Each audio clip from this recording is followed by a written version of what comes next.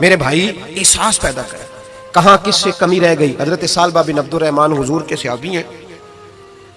نبی پاک صلی اللہ علیہ وسلم نے فرمایا جاؤ فلاں آدمی کو بلا کے لاؤ. بلانے چلے گئے تو رستے میں ایک عورت بے پردہ تھی. ایک نظر اس کو دیکھا, پہلی نظر ویسے ہی معاف ہے, دوبارہ اب جو دیکھتا ہے وہ جان بوجھ کے دیکھتا ہے. دوبارہ نظر اٹھی. ہمارے ہاں ساری سزا عورتوں کے لیے ہے کہ پردہ کریں, حالانکہ پردہ مرد کا بھی ہے. جی گھورنے لگ گئے آپ مجھے.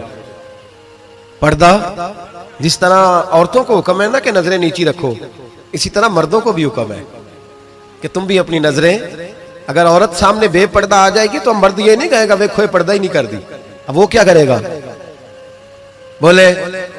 تو پھر مردوں کا بھی پردہ ہوا کہ نہ ہوا؟ ہمارے ہاں عجیب معاملہ ہے, پردہ صرف عورتوں کا ہے, مرد کو کھلی چھٹی ہے, جو مرضی گند من دیکھتا پھرے معاذ اللہ. منع کیا نبی پاک اور فرمایا یہ نظر شیطان کے تیروں میں سے تیر ہے, اس سے بچو, یہ تمہاری روح پہ لگے گا, تمہیں گھائل کر دے گا, مار دے گا تمہیں.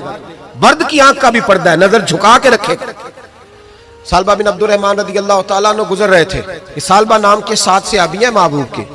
بعض اوقات خیال آتا ہے کہ ایک فلاں سالبہ کی بھی ہم نے 7 صحابی ہیں, اسے ایک نام.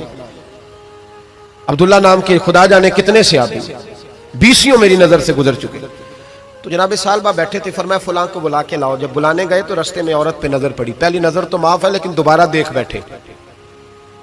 دوبارہ نظر پڑی تو پریشان ہو گئے. خیال آیا میں نے تو خیانت کیا اپنے نبی پاک سے, حضور نے تو منع کیا یہ کام کرنے سے. اب واپس حضور کے پاس نہیں آئے, جنگل میں چلے گئے. ابن قدامہ نے کتاب التوابین میں اس روایت کو لکھا ہے. کہتے ہیں 40 دن وہ پہاڑوں میں روتے رہے کہ یا اللہ مجھ سے غلطی ہو گئی.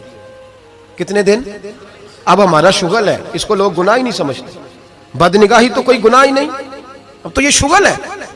اب تو ہمارے ہاں معاذ اللہ تعالیٰ سیانے بیانے بندے بیچ بیٹھے ہوتے ہیں جب یہ باتیں ہو رہی ہوتی, یہ شغل ہے ہمارا. اب تو ابا کے سامنے بچہ وال پیپر گندی تصویر کا لگایا ہوتا ہے, پر وہ کہتا ہے با عمر ہے نا جی, عمر ہے نا جی, مجھے پتہ ہی نہیں ہے کتنا گند کر رہا ہے, یہ تباہ ہو جائے گا روحانی طور پر. اگر یہ گند دیکھنے میں الجھ گیا تو امام شافعی کا فتویٰ ہے جس کی نظر گندی ہوتی ہے اس کا حافظہ کمزور ہوتا ہے, وہ کوئی بڑا کام نہیں کر سکتا, وہ نفسیات کا مریض ہو جاتا ہے جو گندی نظر والا آدمی ہوتا ہے. ہمیں پتہ ہی نہیں کہ ہمارے مسائل اصل میں ہیں کیا. تو 40 دن جنگل میں روتے رہے, 40 دن. محبوب سارا کچھ جانتے تھے پر خاموش رہے.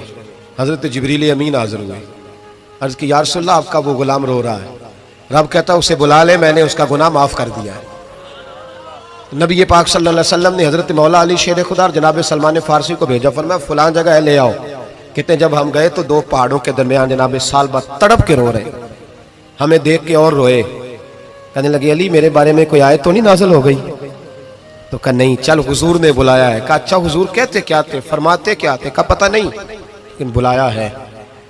کہتے ہیں جب ہمارے ساتھ چلنے لگے مسجد نبی قریب آئی تو کہنے لگے علی بہت بڑا گناہ کر بیٹھا ہوں, نظریں میلی ہو گئی, وضو نہیں آنکھوں کا, مجھے ڈائریکٹ نہ لے کے جاؤ حضور کے پاس. جب نبی پاک نماز کی نیت باندھ لینا پھر میں جاؤں گا, میں پیچھے کھڑا ہو جاؤں گا حضور کے. میری طبیعت میں حوصلہ نہیں. یہاں تو پتہ نہیں میں کس طرح عشق رسول کا دعویٰ کرتا ہوں منبر پر بیٹھ کر, اور ہماری یہ میلاد آئے گا تو محفل میلاد میں اس طرح کے دعوے ہوں گے اسٹیج پر کہ الامان والحفیظ, پتہ نہیں کیا کیا لوگ کہہ دیں گے, پتہ نہیں ہم کیا ہے اور ہم کیا کہہ رہے ہیں. من آنم کے من دانم, پتہ ہی نہیں, اور کتنا بڑا دعویٰ کر دیا. کہ میرے اندر طاقت نہیں سامنا کرنے. مولا علی فرماتے ہیں جب حضور نے مغرب کی نماز کی نیت باندھی تو انہوں نے بھی پیچھے نیت باندھ لی. اتفاق کی بات یہ کہ حضور نے پہلی رکعت میں سورہ انفطار پڑھنی شروع کر دی. اذا السماء انفطرت واذا الكواكب انتصرت واذا البحار فجرت.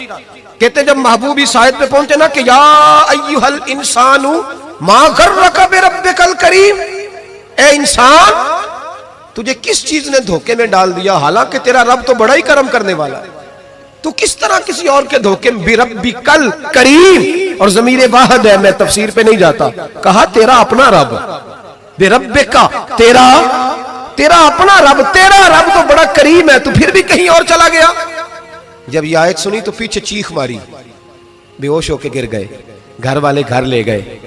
نماز مکمل ہوئی تو حضور نے فرمایا کیا ہوا؟ عرض کی حضور وہ تو رو پڑے تھے, گھر لے گئے. محبوب پیچھے گئے تو بے سدھ پڑے, تیز بخار ہو گیا. نبی کریم سرہانے بیٹھے اور ان کی گردن کو اٹھا کر سر کو گود میں رکھا, اور جب بالوں میں دستے مبارک پھیرا تو آنکھیں کھول دی. اور جھٹ سے اپنا سر زمین پہ رکھ کے کہنے لگے حضور میں اس قابل نہیں کہ آپ کی گود میں میرا سارا ہے، اس قابل نہیں، بڑا مجرم۔ تو محبوب نے فرمایا تجھے مبارک ہو، رب نے تجھے معاف کر دیا ہے، اللہ بھی راضی ہے، میں بھی راضی ہوں۔ اب حضور کے قدموں کے قریب آئے تو کہنے لگے حضور آپ راضی ہیں؟ کہا راضی ہوں۔ فرمایا پھر میرے لیے دعا کریں، اللہ اسی رضا میں مجھے قبول کر لے۔ بس یہ بات ہوئی تھی، انہوں نے کلمہ پڑھا تو روح پرواز کر گئی۔